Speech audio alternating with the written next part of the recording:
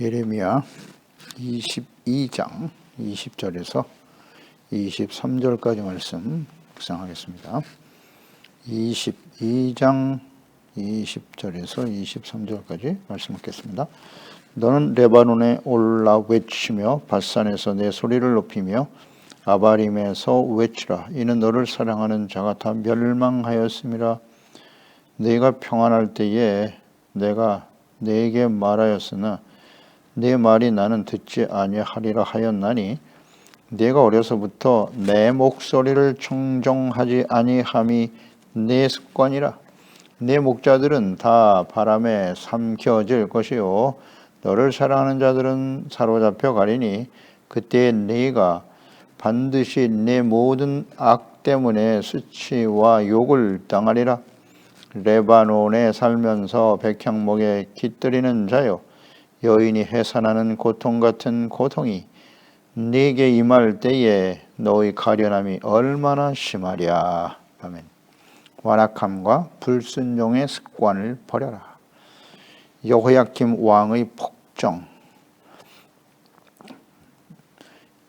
여호아스 왕이 폐위를 당하고 애굽에 의해서 세워진 여호야김 계속해서 악을 행하고 있습니다. 신실한 하나님을 경외했던 아버지 요시야 왕의 아들들이 어찌 이렇게 패역하고 완악하여 악을 행하는고. 여호야김 왕은 11년의 기회를 하나님이 주셨는데 그동안에 크고 화려한 궁을 짓는 일에 백성들을 동원하고 그들을 박해하고 삭슬 주지 않고 악을 행합니다.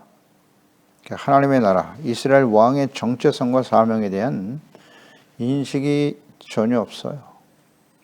그래서 백향목을 많이 사용하여 내가 크고 화려한 궁전을 지으면 왕권이 강화되고 형통하겠느냐? 라고 주님께서 말씀하셨고, 그는 결국 바벨론에 의해서 포로로 끌려가게 될 것이고 너의 시신은 장사되지 못하고 버려질 것이다. 말씀대로 이루어졌습니다. 그러니까 훌륭한 아버지, 믿음의 아버지 밑에서 태어나 자란 이 자녀들이 말이죠, 이렇게 패역한 모습을 가지고 있다는 거예요. 그래서 모태신앙이 온전한 믿음의 사람이 되는 것은 아니다. 이것을 우리가 깨닫게 되고요. 또 하나는 자녀 교육의 중요성이죠. 어려서부터 자녀들을 잘 가르쳐야 한다. 이어서 20절에 레바논에 올라 외치고 바산에서 아바림에서 외쳐라. 이렇게 주님 말씀하시네요. 바산은 요단강 동편에 위치한 아주 비옥하고 아름다운 땅이죠. 그리고 가축이 풍부하고 온갖 나무들과 숲이 무성한 곳입니다. 바산. 아바림 역시 요단 동편에 위치한 모압 평원이죠. 그곳에 있는 산인데 특히 이 아바림은 가나안 정복 때 루벤 지파가 모세에게 요구하여 거주하게 된 땅이죠. 바산 골란. 그래서 루벤과 갓지파와 므낫세 반지파가 이곳에 거주하고 가나안 전쟁에 참여했던 그런 곳입니다. 아주 비옥한 땅이었죠. 특히 아바림산은 모세가 임종을 앞두고 가나안 땅을 보기 위해서 올라갔던 산이기도 해요. 신명기 32장 49절에 너는 여리고 맞은편 모압 땅에 있는 아바림산에 올라가 느보산에 이르러 내가 이스라엘 자손에게 기업으로 주는 가나안 땅을 바라보라. 모세가 하나님께서 너는 가나안 땅에 들어가지 못할 거다. 느보산에 올라 아바림산에 올라 느보산에 이르러 너희가 들어가야 할 가나안 땅을 보라. 보기만 하셨어요. 보기만 하셨어요. 그리고 생을 마감하게 되었는데요. 그러니까 이 아바림산은 가나안 땅, 하나님이 약속하신 가나안 땅을 한눈에 내려다볼 수 있는 그런 곳이었음을 알 수 있습니다. 그 하나님의 약속의 땅을 바라볼 수 있는 곳, 높은 곳에서 이 말씀을 외치라고 하신 것입니다.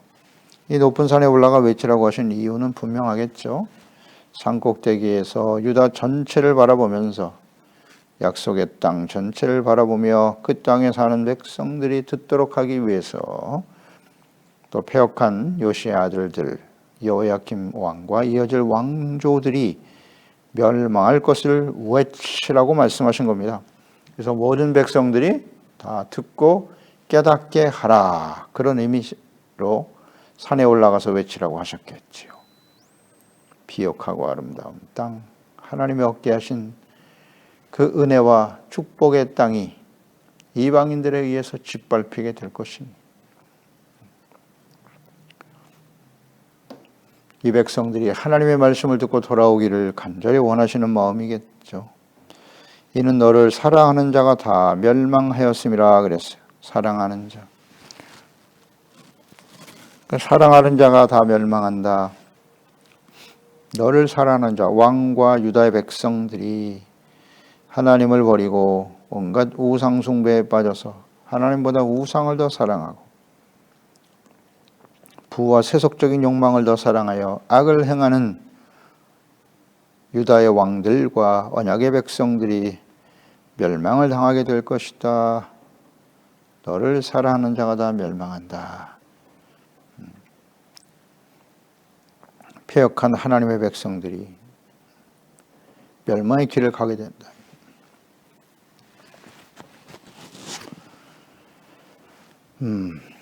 그래서 우리는 하나님보다 더 사랑하는 것들 다 버려야 합니다. 버려야 합니다. 요한일서 2장 15절 17절이죠. 이 세상이나 세상에 있는 것들을 사랑하지 말라. 누구든지 세상을 사랑하면 아버지의 사랑이 그 안에 있지 아니하니 이는 세상에 있는 모든 것이 육신의 정욕, 안목의 정욕, 이 세상의 자랑이니 다 아버지께로부터 온 것이 아니요 세상으로부터 온 것이다. 이 세상도 정욕도 지나가되 오직 하나님의 뜻을 행하는 자는 영원히 거하느니라. 아멘. 하나님 이외에 다른 것들을 사랑하면 이렇게 멸망의 길을 갈 수밖에 없다는 거예요. 우상. 하나님을 버리고 우상을 사랑하다니. 그 우상은 결국 본질적으로 자기 자신이죠. 자기 자신의 유익을, 재물을 더 사랑하는 사람들. 이건 다 세상으로부터 온 것이다. 정욕, 그 안에는 정욕이 있고요. 육체 정욕, 안목의 정욕, 이 세상의 자랑. 이것이 멸망당하는 것들을, 멸망당하는 사람들의 특징인데 이 욕망이 사랑으로 변질되어 있단 말이에요. 이걸 잘 분별을 못해요. 우리 마음속에 끊임없이 일어나는 욕망과 사랑을 분별하지 못하더라. 그러니까 하나님이 없는 사람들, 그 사람들이 말하는 사랑은 다 욕망에 기초하고 있어요. 자기 자신의 욕망. 그걸 사랑이라고 해요. 잘 분별을 못하죠. 그러나 하나님의 사랑을 받은 하나님의 자녀들은 그 사랑의 성격이 분명히 달라야 하죠. 예수 그리스도의 십자가에 나타난 하나님의 사랑, 그 아가페 사랑을 마음속에 품고 살아가는 사람들, 그런 사람들은 세상을 사랑할 수 없다고 하시잖아요. 세상에 있는 것들을 사랑하지 말라. 누구든지 세상을 사랑하면 아버지의 사랑이 그 안에 있지 않다. 어찌 하나님과 이 세속적인 욕망, 잠시 다 사라져버릴 수밖에 없는 것들과 비교할 수 있겠습니까? 그 가치 면에서 사랑과 가치, 하나님과 재물, 절대 두 주인을 섬길 수 없어요. 하나님의 사랑받는 언약의 백성들이 멸망의 길을 갈 수밖에 없는 이유, 21절. 개인적으로는 여호야김 왕에게 주신 말씀이라고 보여지죠. 악을 행하는 유다 백성들, 더 나아가서 바벨론 포로로 끌려가게 될 것을 말씀하십니다. 내가 평안할 때에 내가 너에게 말하였으나 내 말이 나는 듣지 아니하리라 하였나니. 하나님 말씀하시면 하나님의 백성들은 언제나 이런 말을 했어요. 내가 어려서부터 내 목소리를 청종하지 아니함이라. 습관이 됐다. 이게 습관이다. 그러니까 개인적으로는 여호야김 왕이겠죠. 그는 어려서부터 훌륭한 아버지 밑에서 자랐는데 어려서부터 말을 안 들어. 불순종했다는 거예요. 하나님의 말씀을 듣지 않고 거역하는 것이 습관이 되어버렸구나. 그러니까 여호야김 왕에 해당되는 말씀이기도 하고 이스라엘 전체에 주시는 말씀이기도 해요. 처음부터 그랬잖아요. 어려서부터. 애굽에서 구원받은 이스라엘 백성들을 보세요. 그 광야에서 그들이 행한 모습 우리가 잘 알고 있잖아요. 홍해를 건넌 지 3일 만에 마실 물이 없고 뭐 먹을 것이 없다고 하나님께 원망 불평하며 애굽으로 돌아가자고. 하나님 말씀을 듣지 않아. 아주 습관이 되어버렸어요. 처음부터. 이걸 주님께서 습관이란 말을 사용하셨네요. 특히 너희가 평안할 때 그랬어요. 내가 평안할 때 너에게 말하였지만 나는 하나님 말씀을 듣지 않겠다고. 이 완악함과 거역함, 습관이 되어버렸다는 거예요. 그러니까 평안할 때 말씀하셨다는 거예요. 평안이라는 건 하나님께서 주시는 은혜의 축복이잖아요. 의롭다함을 얻고 하나님과의 관계가 바르게 되어짐으로써 누리는 하나님의 선물인데 은혜의 선물이 평안이잖아요. 그러니까 평안할 때 너희들이 항상 선주를 생각하면 넘어질까 조심하라. 하나님과의 바른 관계 속에서. 그래서 율법이 소중한 것이고 하나님 앞에 제사와 예배를 드리는 것이 아주 중요한 것이라고 계속 강조하셨습니다. 죄를 깨닫고 버리고 용서받고 의롭다함을 얻어야 참된 평안이 유지되는 거야. 그러니 성전을 중심으로 하나님 말씀 앞에서 바르게 주님을 섬겨야 한다. 평안을 누릴 때 넘어질까 조심하라고 계속 강조하셨어요. 그러니까 전쟁이 막 임박한 상태에서 말씀하신 게 아니라 미리 말씀하셨다고요. 지금 보세요. 지금 이 말씀을 예레미야 선지자를 통해서 하신 이 말씀, 요시야 시대부터 계속 이 말씀을 하고 계시는 거예요. 대략 42, 3년 기간 동안 이 하나님 말씀을 전하고 있다고요. 요시야 왕 때 평안할 때잖아요. 그런데 어려서부터 이 말씀을 듣기를 거부했다는 거예요. 듣지 않겠습니다. 목소리를 청종하지 않아. 여기서 우리가 깨닫는 바는 뭐예요? 그러니까 어려서부터 하나님의 말씀을 듣고 잘 순종하며 바르게 성장하는 거, 이게 귀한 축복인데 아담과 하와의 후손으로 태어난 모든 사람들은 하나님을 알 수도 없고요. 순종하는 마음보다는 이렇게 거역하고 불순종하는 악을 행하여 달려가는 그런 속성이 있다는 거예요. 속성이 있다. 그래서 여기는 이 말씀 속에서 우리 자녀 교육의 중요성을 다시 한번 깨닫게 되는 거죠. 태어날 때부터 온전하지 못하기 때문에 경건의 훈련과 순종의 습관을 가질 수 있도록 가르쳐야 합니다. 이것이 부모의 책임이에요. 또 학교 교육의 가장 중요한 핵심이고요. 의의 기준, 올바른 생각과 삶을 살아갈 수 있도록 가르쳐야 돼요. 이 교육의 중요성이거든요.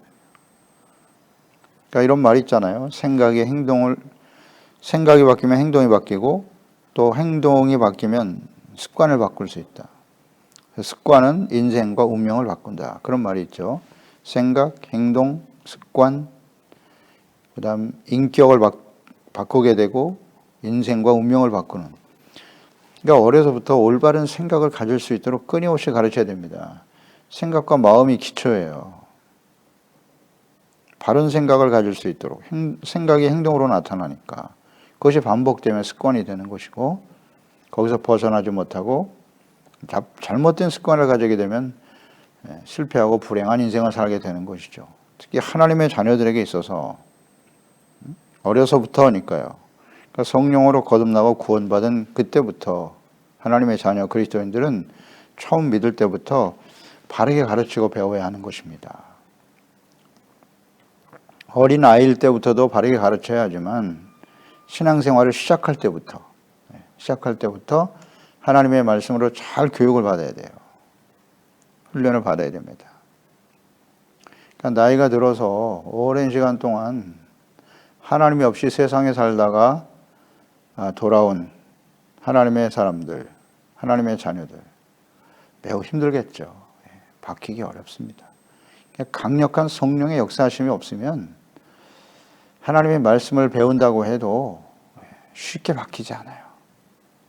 어린 아이들도 잘 순종을 안 하는데 어렸을 때부터 가르쳐도 자기 중심으로 인생을 살아왔던 사람들이 교회 나와서 하나님의 말씀을 듣고 배운다고 해서 금방 변화가 일어날까요? 쉽지 않죠. 강력한 훈련이 필요해요. 성령님의 강력한 역사가 필요한 것이고, 그래서 정말 하나님 앞에 간절히 기도해야 돼요. 늦게 나이가 좀 들어서 회심한 분들은 성령의 역사가 아니면 어려운 일이기도 하지만 계속해서 지속적으로 하나님의 성령님께서 우리 가운데 임하시도록 깨우쳐 주시도록 끊임없이 간구하고 기도해야 해요. 그러니까 사울이 바울이 되는 과정을 생각해 보세요. 쉽지 않죠. 그 하나님이 개입하시지 않으면 불가능한 일입니다. 사울 예수 믿는 사람 다 잡아 죽이는 것이 의라고 생각했잖아요. 다메섹까지 원정을 가서 예수 믿는 사람 다 잡아다가 죽여야 된다. 이렇게 완악한 사람이 변화될 수 있을까요? 하나님 말씀 한두 번 들었다고? 말씀 아무리 들어도 그 상태에서는 변화가 어려워요. 그러니까 예수님이 직접 나타나시는 겁니다. 눈을 멀게 하시고 눈을 뜨는 과정, 성령의 충만함을 받게 되었다 그랬잖아요. 다메섹에서. 그러니까 성령이 역사하지 않으면 변화가 어려워요.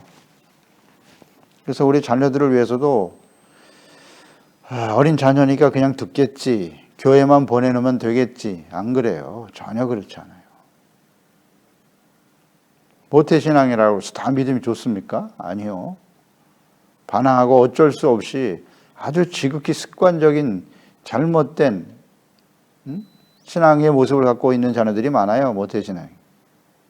그러니까 습관적인 신앙이 되어버리는 거예요. 자기는 하기 싫은데 어쩔 수 없이 부모의 강요에 의해서 하니까 사춘기가 오거나 어떤 특별한 상황이 벌어지면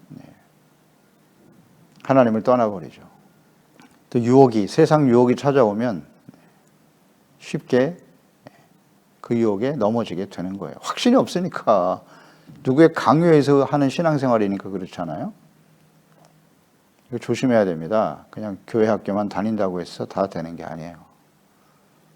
끊임없이 기도 훈련도 시켜야 되고 말씀 묵상 경건의 훈련을 어려서부터 잘 시켜야 됩니다. 이게 생각이 바르게 세워지도록, 생각이 하나님 말씀을 중심으로 해서 말씀이 기준이 되는,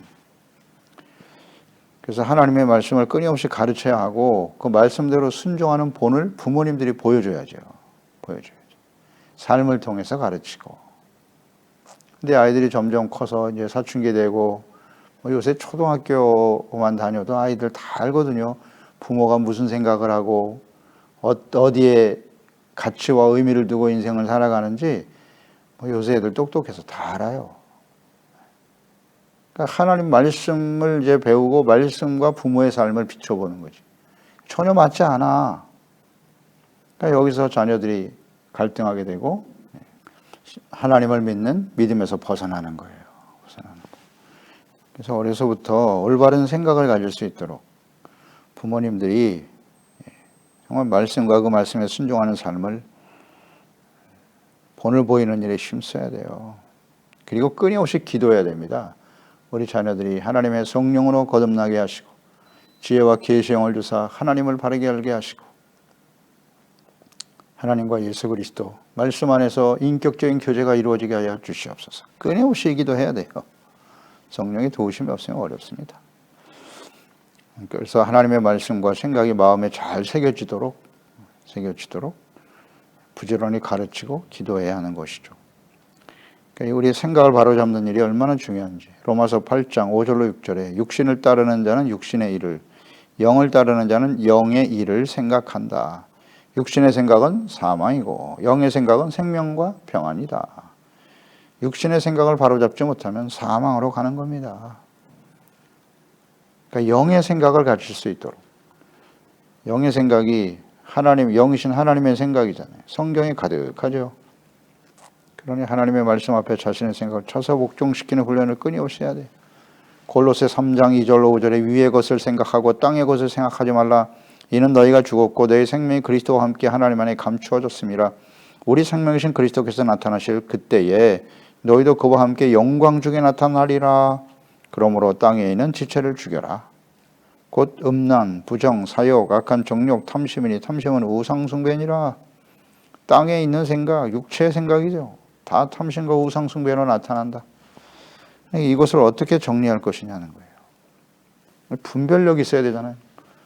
그 분별할 수 있는 기준은 하나님의 말씀이요, 하나님의 영이죠.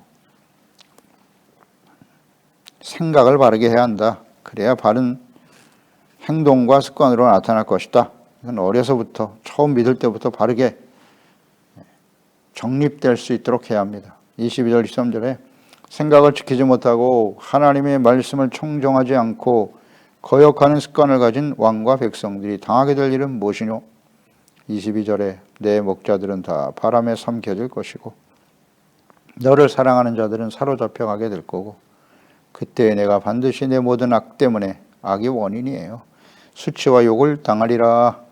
목자들, 하나님의 나라와 의롭고 거룩한 백성이 되도록 가르치고 인도해야 할 왕, 제사장들, 그 목자들이 폐역하고 악을 행함으로 악한 습관을 가지고 있잖아요.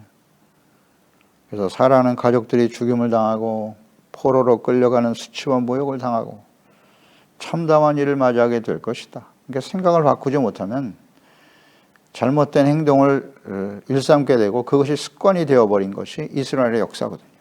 이스라엘 역사잖아요. 애굽에서 구원받은 이후에 지금 예레미야 시대까지의 이 시간, 이 기간 동안에 하나님의 백성들 한번 보세요. 그 결과가 어떠한가? 북이스라엘은 벌써 망했고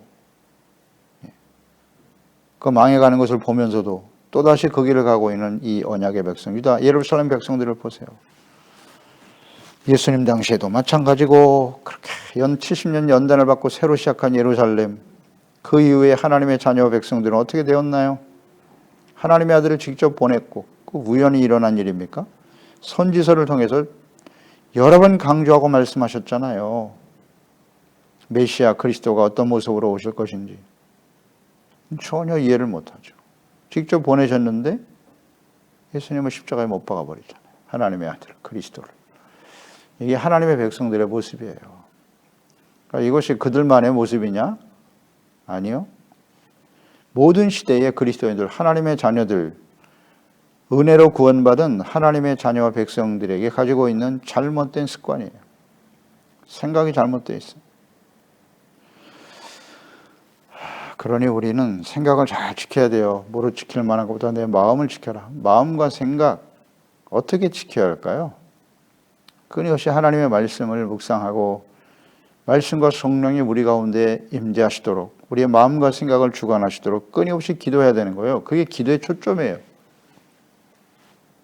우리의 간절한 기도의 첫 번째 초점이죠.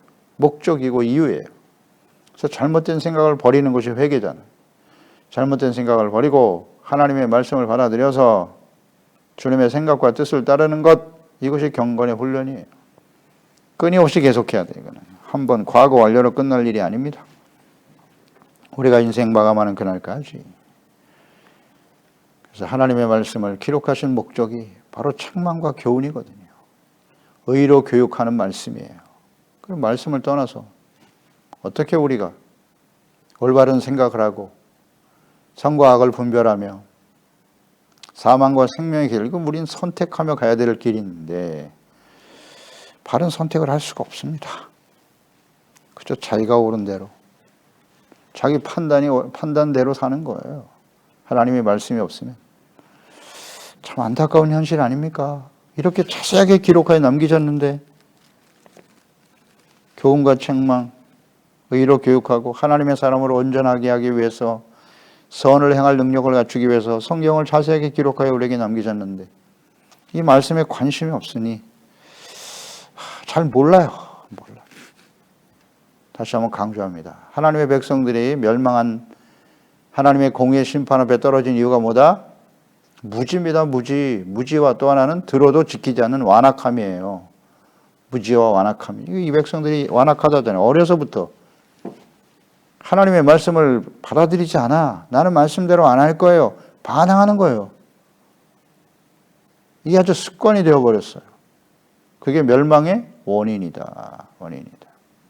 하나님이 이걸 바로잡아 주시기 위해서 끊임없이 선지자들을 보내셨고 여러 가지 징계와 환난들을 만나게 하신 거예요. 무지, 내 백성이 지식이 없어 망하는도다. 호세아서 말씀을 듣고 배워도 지키지 않는 완악함, 우리 마음에 있지 않는지 잘 깨달아야 합니다. 23절에 레바논에 살면서 백향목에 깃들이는 자여 여인이 해상하는 고통 같은 고통이 너에게 임할 거야. 가련함이 얼마나 심하랴. 탄식하네요. 백향목에 깃들이는 자여 그랬어요. 이들은 예루살렘이에요. 백향목에 깃들인다는 의미는 무엇일까요? 예루살렘에 사는 하나님의 백성들을 의미하는 것인데 예루살렘 사람들은 대부분 백향목으로 집을 지었고요. 또 백향목 하면은 궁전을 의미하는 것이죠. 왕들이 궁전을 지을 때 백향목으로 지었어요. 그리고 성전을 지을 때도 백향목으로 지었고요. 역대하 2장 3절로 5절에 보면 솔로몬이 사절을 두로 왕 후람에게 보내요. 이르되 당신이 전에 내 아버지 다윗에게 백향목을 보내요. 그가 하실 궁궐을 건축하게 한 것 같이 대개도 그리하소서.